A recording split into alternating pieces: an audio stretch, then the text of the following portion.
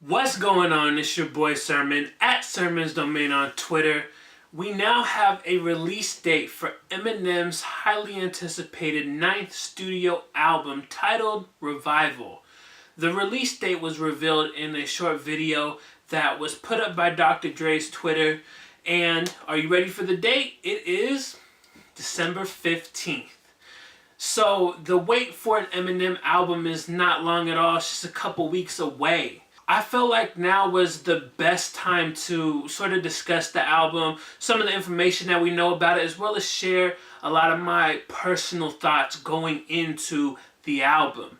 You'd be foolish to think that Revival isn't a highly anticipated album, because it is. It doesn't matter what my feelings are towards Eminem's last album.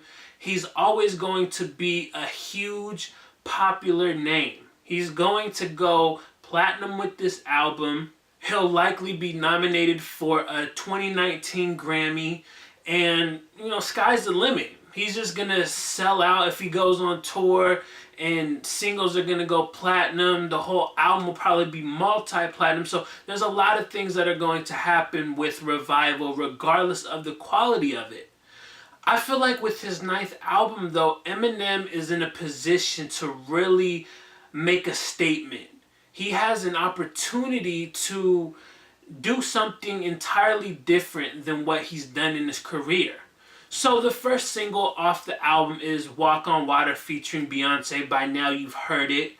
And I like that it was such a different approach than his usual singles. A lot of his first singles are aiming at the cheap comedy and, throwing random shots at pop singers that he doesn't like, or who knows, just throwing random shots at people for no reason whatsoever. But this one was not that. It was a totally different record, and it might not be his most impactful single. I don't see this one being huge all over the radio. I mean, the first week, you can tell that it wasn't going to be as big as some of his previous singles, but it's still a risk. And I feel like regardless of where it's going to be on the charts, if it never hits number one, none of that, I feel like it was a successful single. And so the reason why I say that Revival has an opportunity to be a different album is because if Eminem is being open and honest and conscious about his past and being overly critical of himself, I think that will push him to create an album that fans and critics will both enjoy. Now, in terms of guest features, there's nothing confirmed, but we do have two possible names that have been attached to Eminem in some way, shape, or form. The first was 2 Chainz. Over the summer, 2 Chainz posted a picture of him and Eminem, and then he talked to DJ Drama about how they got together, basically saying Mr. Porter called him up and wanted him to come rework a hook for Eminem, where 2 Chainz was like, I do my own hooks, I don't just, take other people's stuff. And it turned into a little back and forth, and eventually they settled on, getting in the studio together, and eventually 2 Chainz is doing a verse for whatever record this is. So unless Eminem decided to scrape that song, I feel like 2 Chainz is a clear lock to make Revival.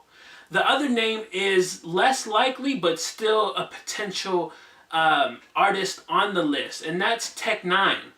Back when Eminem did the verse on Speed 2014, soon after, Tech N9ne was doing interviews saying that he did something that will be on Eminem's albums. Now this was, a little over 2 years ago, 3 years ago. So who knows if Eminem decided to keep the verse that Tech N9ne did, and, it might not even fit into the concept of Revival. It feels like M might have just redid the album or even started on it in the last year or so. Aside from those 2 names, though, there's nobody else that's been posting pictures in the studio with him. There's not even any other rumors circulating about who Eminem might have on this album. We do know that it'll be executive produced by Rick Rubin. That's been confirmed. He has at least 4 beats on here.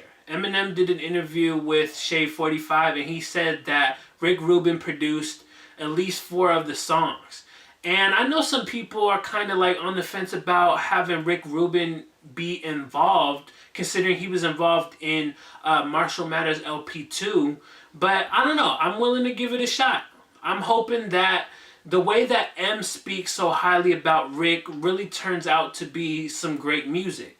In the interview, Eminem is talking about how Rick Rubin is able to turn the ideas that he has and really push them to the next level. And so I want that to reflect in the music. During the same interview, M said that Dr. Dre has mixed a couple of the songs on the album. Again, didn't specify what they are, and he didn't say if Dre produced on it or not. So we still might get a Dr. Dre beat on the album, but who knows at this point. I like the whole campaign rollout, the whole revival being a drug type of thing. I thought that it was cool and that it had potential, but it kind of falls short. I feel like outside of a couple commercials and their Complex Con booth, everything was just like minimal.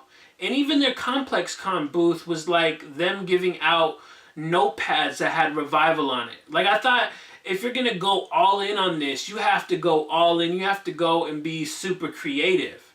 Now, Eminem can get away with it because he's Eminem and he doesn't really need to like promote or do anything creative to sell records. He's just that guy.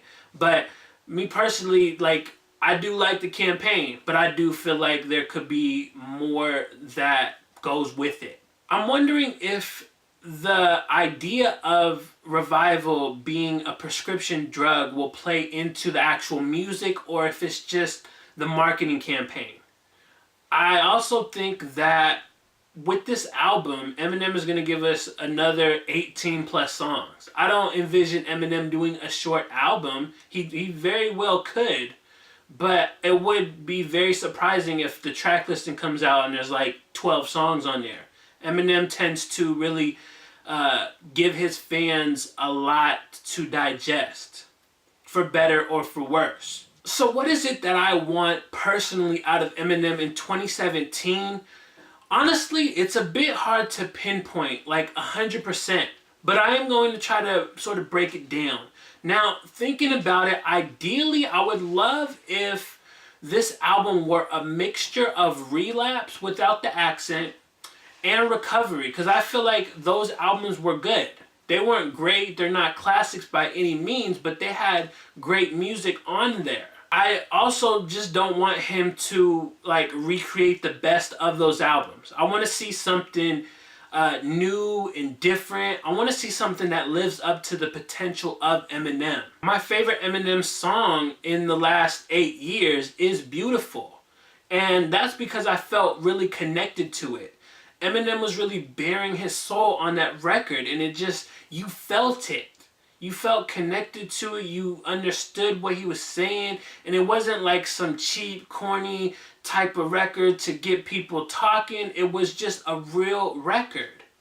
So ultimately, I would love to see more of that side. The more honest Eminem talking about his life and career, you know, and not having to resort to the same tactics that he's been doing for over 2 decades now. And lastly, I would say that I want to be amazed by Eminem's wordplay. He's revered as this amazing lyricist, and I won't ever say that he isn't, but I will say that for being so praised, I feel like his last album just didn't live up to the expectations. And so I would like to see something where I'm just going, damn, he really said that? So those are just some thoughts and, you know, a little bit of information about Eminem's upcoming album Revival. This one is due out on December 15th. So I leave the floor up to you guys now. I want to hear from you guys. Are you looking forward to this album? What do you think about the potential guest features from 2 Chainz and Tech 9? Do you think Rick Rubin is going to be a good executive producer? Who else would you like to see produce on this album? Just talk to me in the comment section below and let's spark some dialogue.